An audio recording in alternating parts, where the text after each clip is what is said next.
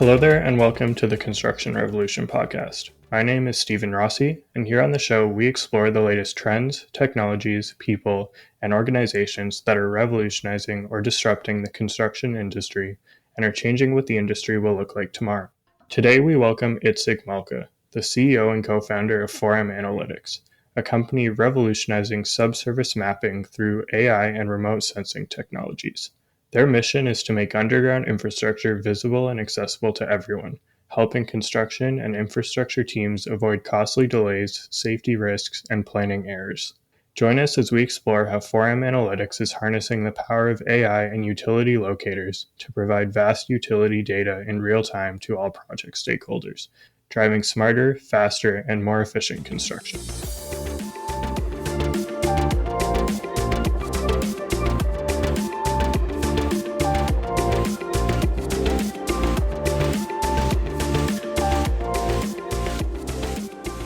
Hi, Itzik. Welcome to the Construction Revolution podcast. How are you doing today?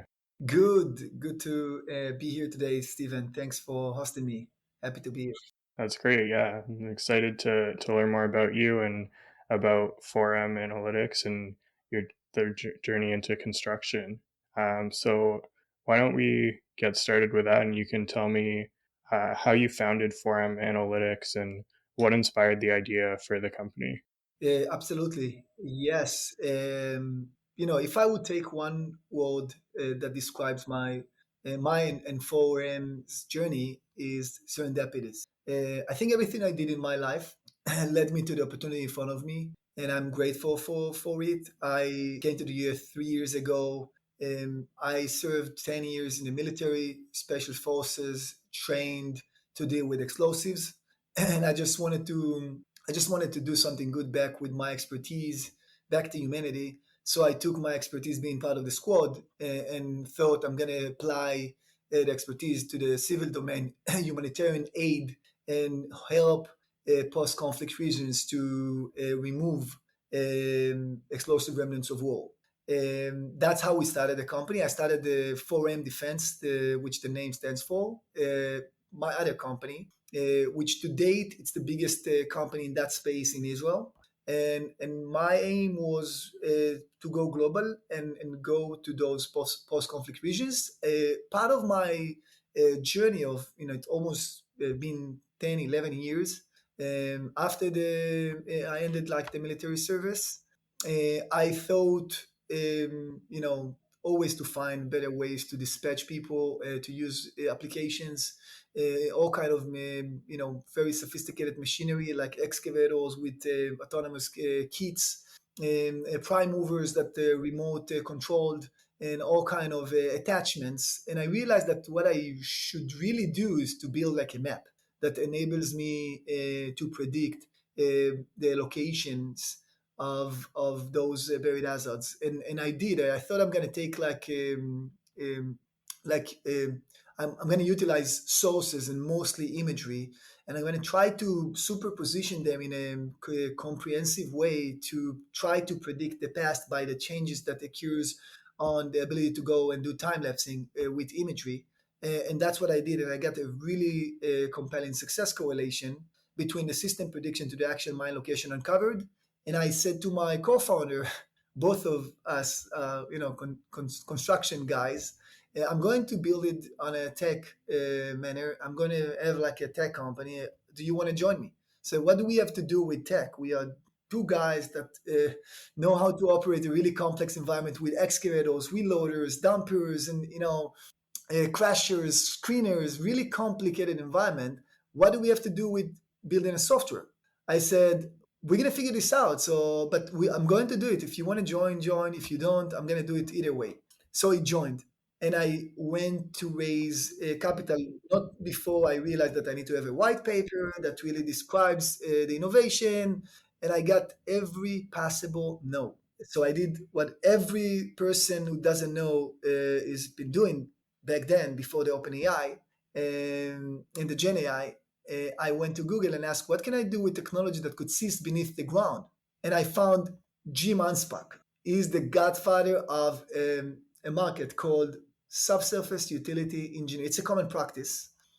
But that was a lecture that he made in 2011. I found it in 2018, 2019, I think, close. Um, and I realized that he describes a process of 4 stages of any time that somebody wants to plan, design, or build on, and needs to break a ground.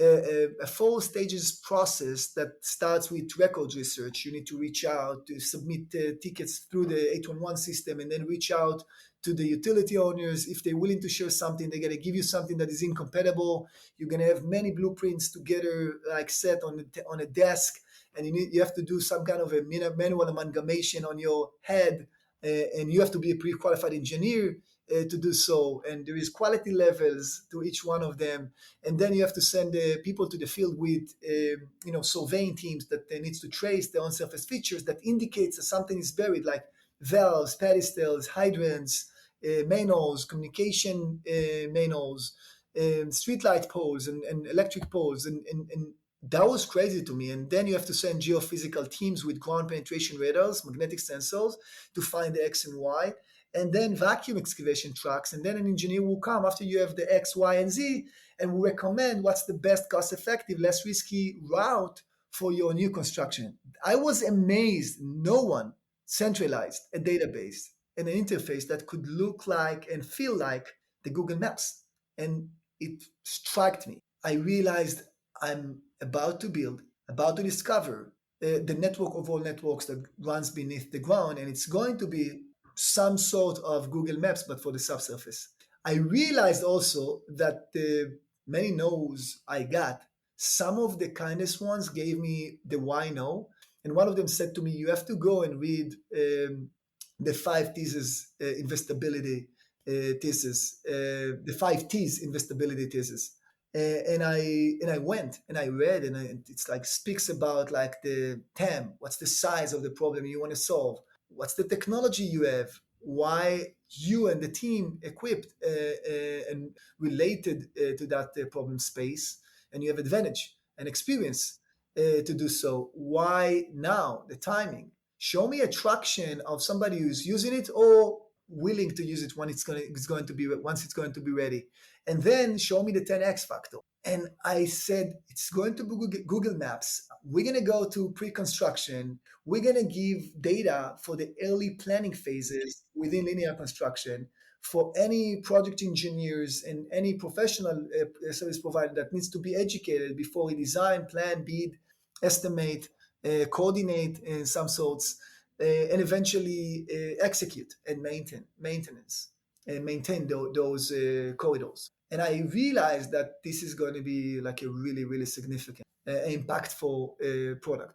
And I went with that story and raised 45 million just for the ambitious mission of building the Google Maps of the subsurface in all regards to the, what was once the emptiest space on Earth and now become complicated. We are going to discover it as pretty much as Lewis and Clark discovered, the US. Nice. Yeah, that's it. That's a great story, and you can see how passionate you are about it. It's yeah, it's cool how you went through that journey. So I'm gonna skip ahead a little bit because you touched on some of my other questions. So, um, as you mentioned, like collecting all this data from all these different sources and aggregating them into one. I imagine that was a big challenge, given that it was also no one had ever done this before. So, how did you go about doing that? And how do you ensure that the data that you do get is quality data and also like accurate and up to date? Because those things can change a lot. Yeah, here I used my experience of being, part of a construction ecosystem. I was always using those blueprints in my other company. Anytime that we wanted to design something and anytime that we wanted to get paid, that was the S-build. So I knew there is this connection, inherent disconnection between the state of what could be designed to what actually been implemented. But I knew there is pieces within that process, fragmented, I would say, it's fragmented industry, but eventually it's a fragmented process that you have many parties, many workflows. Most of them are not digitized, but you have some deliverables that you could use. For instance, the blueprints. For instance, the imagery that people are using, like drones, aerial satellites, and eventually geo servers. And I said, what if we're going to concentrate those three legacy sources? And this was an assumption that said, I believe the network relates to the federal highway system. And this is a public space. What if I'm going to go and try to collect those legacy sources within that federal highway system? I think it's going to represent 80 to 90% of what I need as a starting point. And that was correct. That was right. And now it's not about like, do we have access to the data? We do have access to the data, but because most of it is publicly available. And secondly, I think, do we have the infrastructure to really collect with cleansing and vetting and scoring? Do we have the ability to amalgamate? That's the conflation, collection to conflation. What do you do in places you have no coverage and less coverage? So here comes the blueprints, geotagging, that ability to find the blueprint, but also relate the blueprint to its physical location in accuracy or precision of less than 10 feet off. But now that you have a blueprint, can you digitize it? So the digitization aspect of it. And once you have everything together, on top of it, you have image science capabilities. I want to see everything that I'm talking about. So it's a constellations of and revisits of many sorts of imagery with the ability to go backwards and do time lapsing. And that was giving us like the ability to verify the foundry that we got from the conflation. And now you have the retention aspect. So this is kind of the process. It sounds simple to understand, but it's a very, very, very complex process and a very complicated problem space. And I'm really, really proud that I got the money, found the best team ever, really diverse from many divisions that helped me to really meet my only principle remain from the very early days. It's going to be no boots, software play, SaaS base, AI first, and vertically integrated, because I knew I felt like it's too big to really perceive its value. Even today, as a CEO, I feel that it's a crystal ball for future resiliency, for future development, and the number of applications that could benefit the public is enormous. Yeah, yeah, for sure.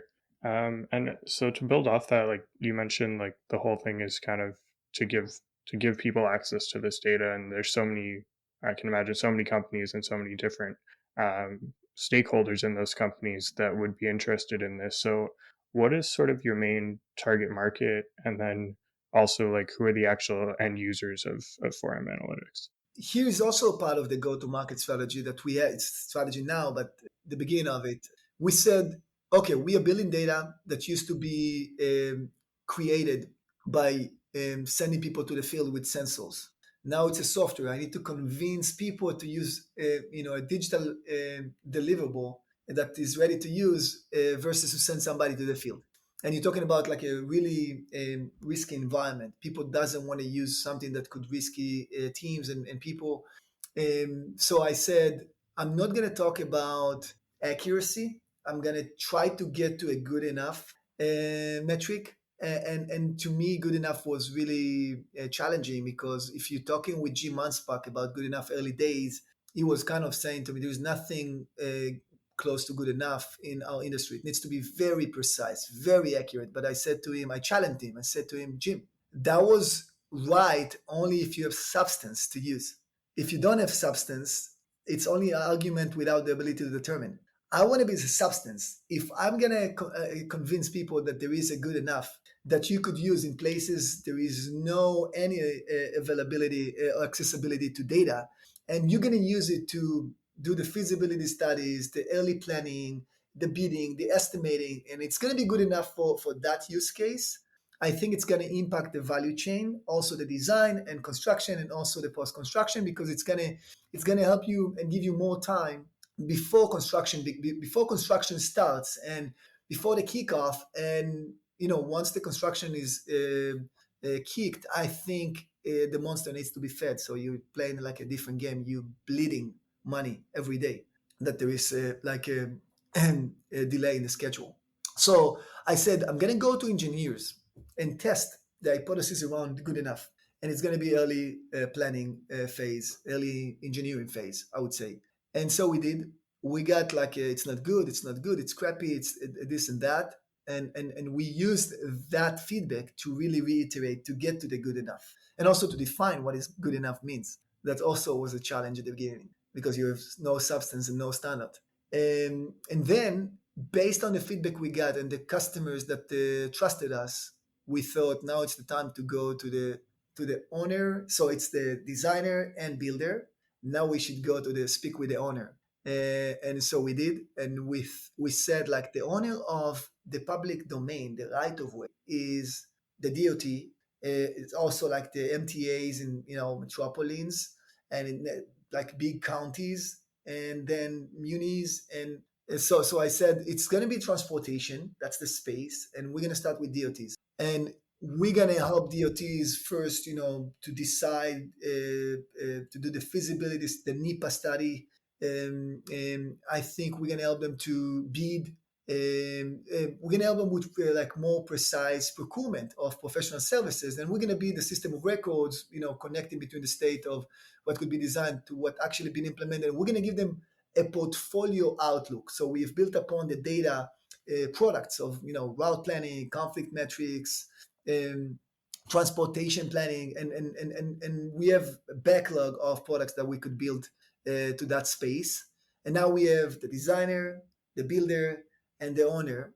And now we go into another one. It's the resident within the right of way. It's the utility owner. So effectively, you're going to find within one junction in city of Austin that, let's say, utility upgrade of a water main.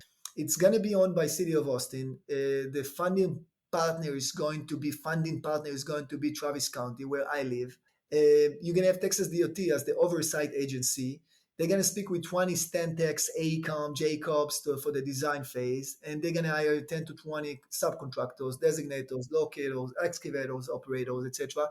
Construction will be also like I would say like the walls, the granites, the kiwits, these guys, and one of them will be selected, the Mastec.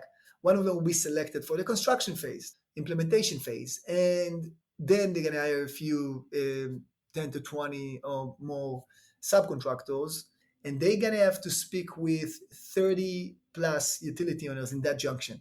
And if you go to think about like the actuary side of it, every one of the entities probably needs to have an insurance. That's going to be 2 to 4% of the total project cost. And there's no ability to really determine the profile of a risk, the consequences to meet the risk. So what do you do about actuary? So effectively, you have 40 to 50 potential paying customer on one project. Do you know how many projects in the US per day? 169,000 projects per day. That's the TAM. It's really an enormous TAM for 4M. That's why it's such an ambitious mission to serve that TAM. And you really need to be domain expert to understand who is the customer that you want to serve. What is his desires, and you need to give him desires that he didn't think of because he didn't know that the technology exists. And eventually, if you revisit our mission, it's not about the incumbents. It's not about replacing or reducing significantly, eliminating the locating or sending people to the field. Yes, it's the connection between the field to the office, but it's the ability to build faster, safer, and better together. It's the collaboration, it's the coordination, it's the risk mitigation together. That's my mission. That's our mission. Yeah.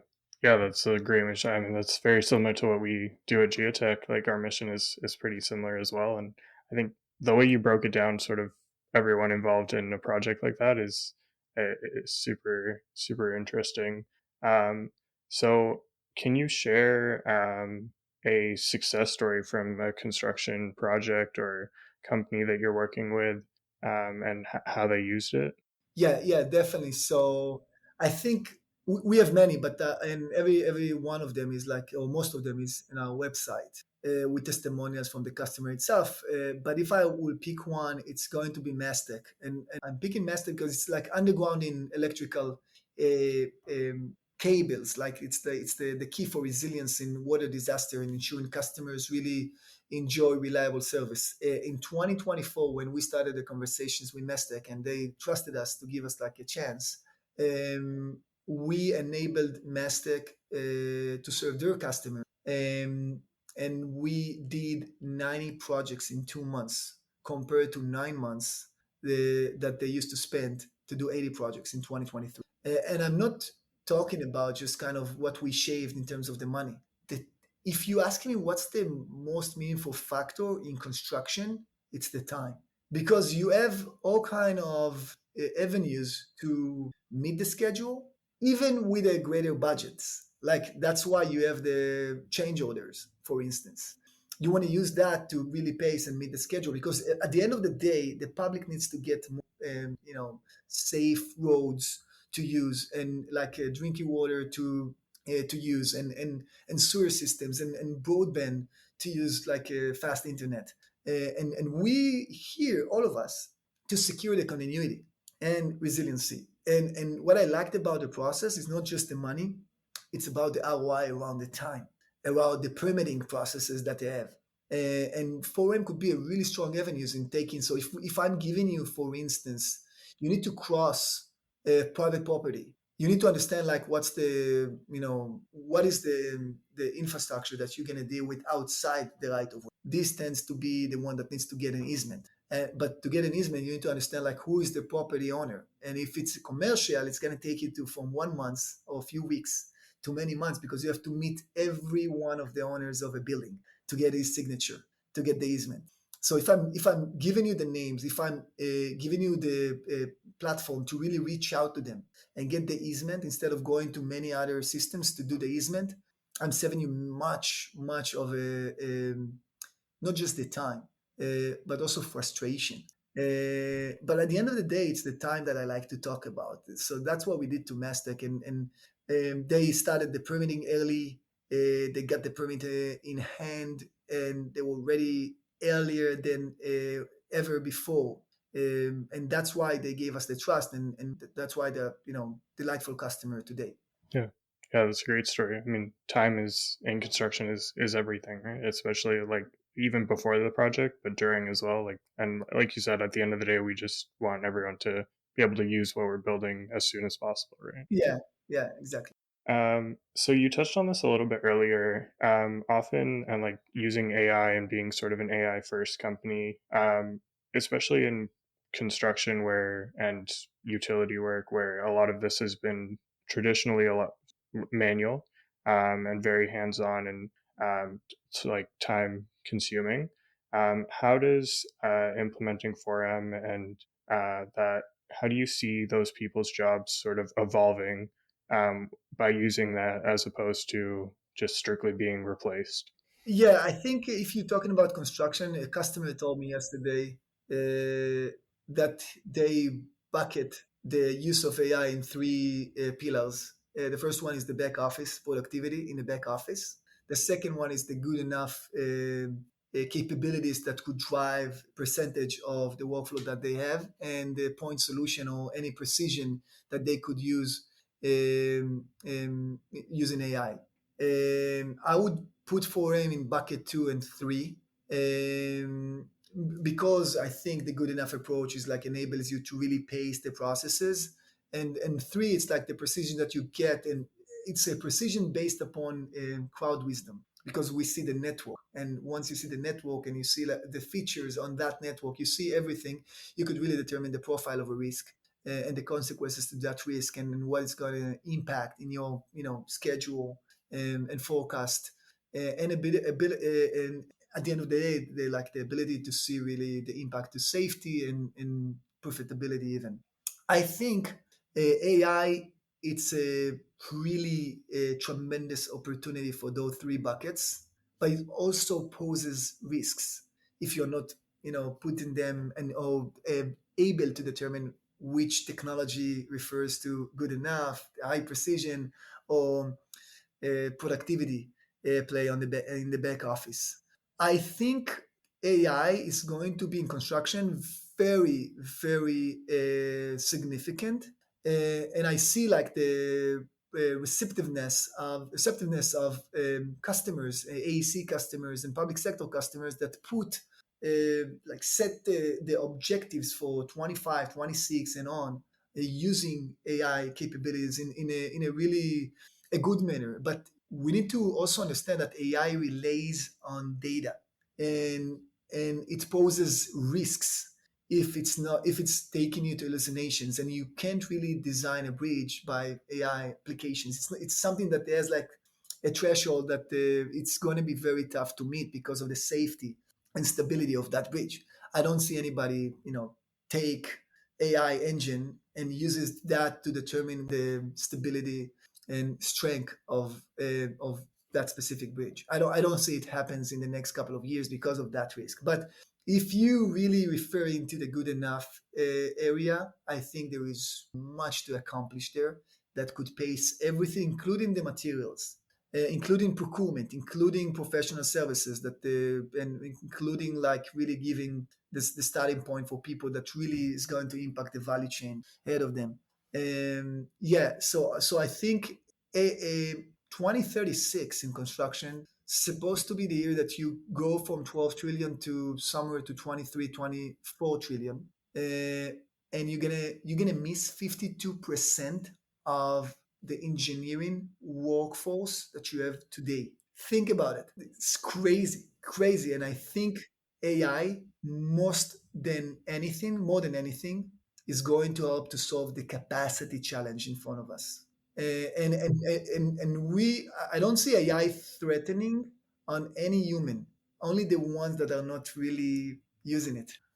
Yeah, yeah, for sure. I think that's a great point. I mean, I think everyone's aware of the labor shortage in the industry, and yeah, I think you gotta embrace AI and figure out how you can use it to improve what you're doing, as opposed to just sort of staying behind and trying to do it the traditional way. At Forum, we divided it to the core data, that's our core product, the workflows and integrations, and the agentic. We are building agents for basically anything you want in construction, but we have the data to rely on. Without the data, the play of agentic it's not strong enough, and it could pose a risk to the organization because the data it's our core. The data what give us the trust of our customers. Even though it's instantly available, it's not even the time to click and get the data. It's the value of really perceiving it and realizing it and using it in their workflows. So you're taking my data and use it as part of the workflow that you do with the Bentley systems or the Autodesk systems or the Esri systems or you name it. And I think that if you looking at it from three perspectives, also pricing, you're referring to the core, integrations and workflows, and then the agentic, which similar to OpenAI Yeah. pricing structure. Right. So yeah, you mentioned like things like that you're working on. Is there anything else? Like, I guess, how do you see 4M sort of growing and evolving over the next 5 to 10 years as we move towards 2036? And are there any new features or products that you're already working on, and yeah, how do you see it evolving longer term? Yeah, it's the most of our resources go to the data mental model. So yeah, AI generation we calling it like a line generation. So it's the ability to if now I mentioned that we took the legacy sources and we created a foundry by just superposition them together and like georeferencing them on the physical location. Now I'm talking about heuristic lines that comes from our engine without any documentation that supports that they exist. It's just the engine that become with critical mass of knowledge are able to utilize the image science and to really attach hydrants into one network and to say this is the network, this is where it starts, this is where it ends, and to do the same with other sectors.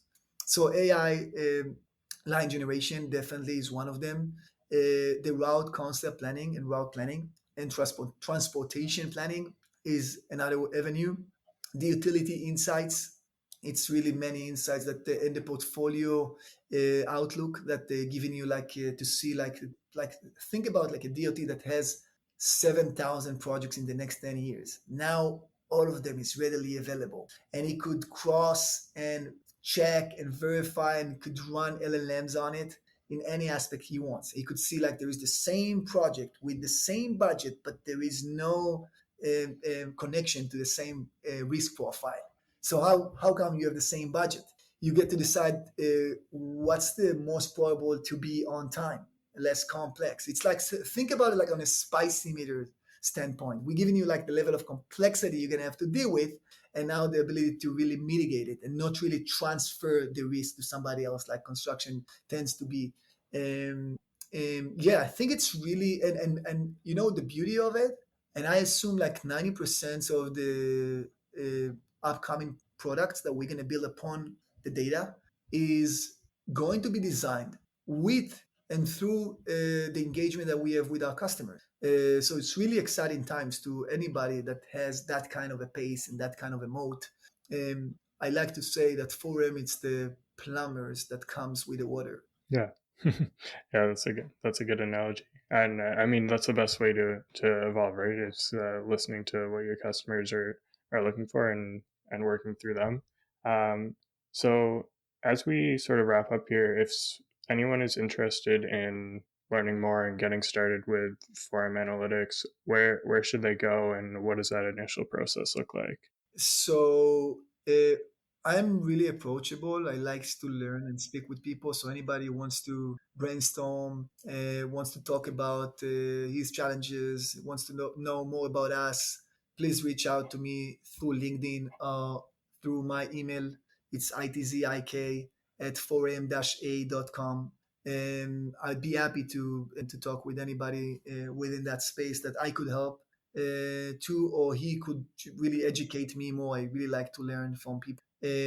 Or through our website or our team, it's really approachable. And our product is really friendly to anybody who wants to use it. So also reach out, and we're going to give you access to the product to test it and really try to perceive its value to your organization, to support your workflows or any challenge that you may have that we may be useful for.